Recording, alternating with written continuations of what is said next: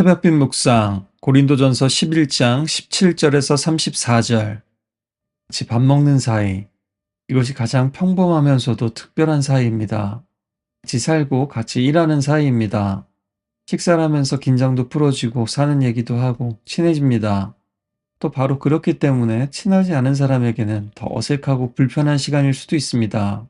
다른 나라에서 영국으로 처음 전학 온 학생이 점심시간에 같이 먹을 친구가 없을 때 밥 먹는 시간이 더 외롭고 고통스럽습니다. 저희 교회에도 처음 오신 분들 입장에서는 아마 제일 어색하고 뻘쭘한 시간이 예배 끝나고 식당에 와서 다른 분들은 세팅을 하는데 서서 기다리는 시간일 겁니다. 물론 몇몇 분들이 말씀도 나누시고 챙겨주시겠지만 다른 분들이 느끼는 익숙함과는 많이 다를 겁니다. 고린도 교회 식탁에도 이런 뻘쭘하고 불편한 일이 생겼습니다. 이제 누군가는 상처를 받았습니다.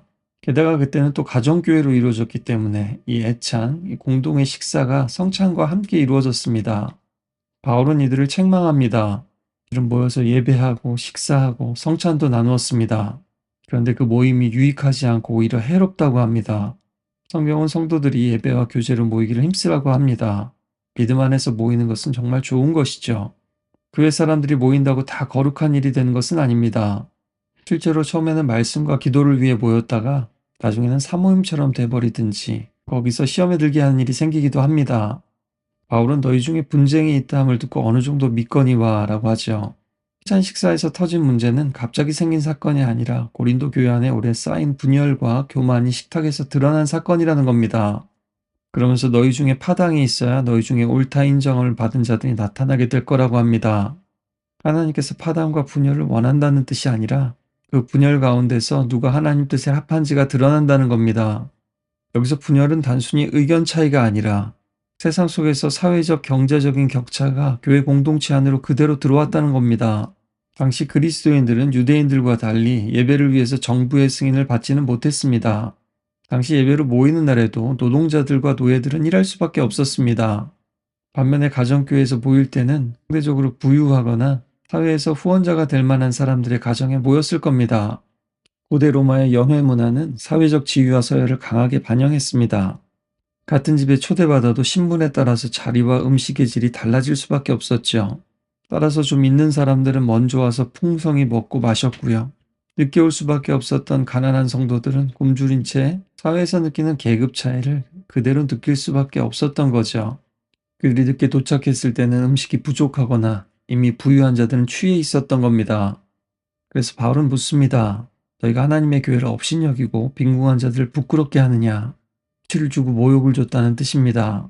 사회적 신분이 자기보다 낮은 사람들에게 이렇게 대하는 것은 식탁을 모독하는 것일 뿐만 아니라 그 식탁을 베푸신 예수님을 모독하는 일이라는 겁니다. 형제자매를 무시하는 것은 예수님을 무시하는 것입니다. 그는 이 식사와 성찬의 문제를 해결하기 위해서 예수님의 말씀으로 돌아갑니다.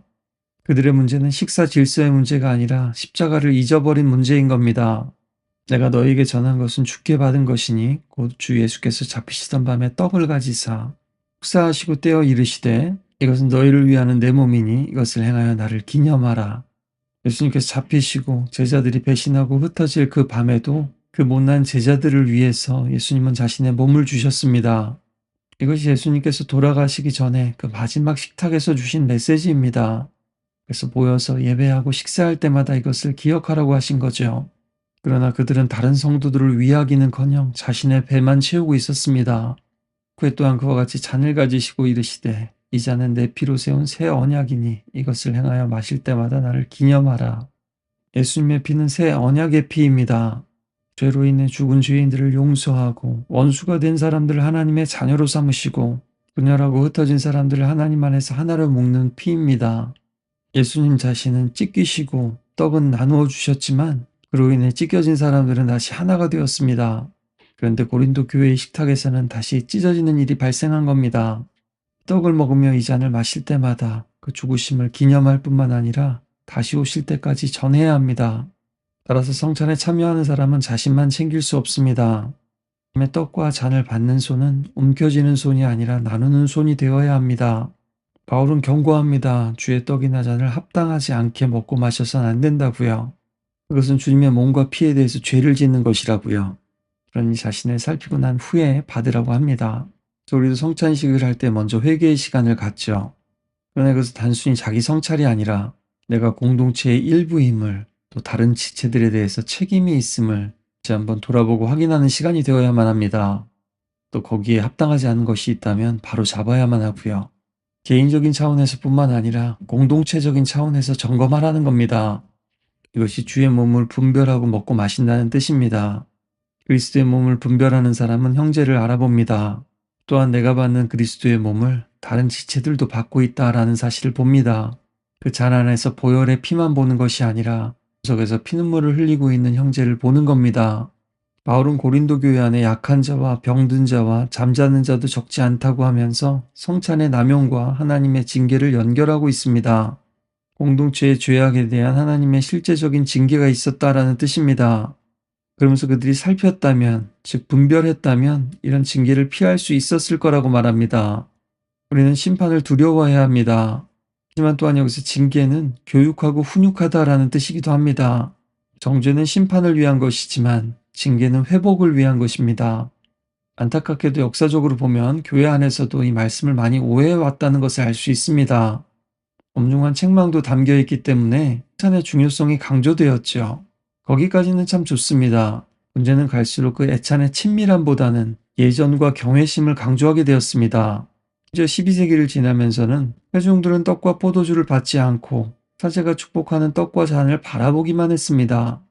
16세기쯤 되니까 거룩하고 신비로운 떡과 잔을 차마 바라볼 수도 없다면서 굳은 자세로 무릎 꿇고 있었습니다.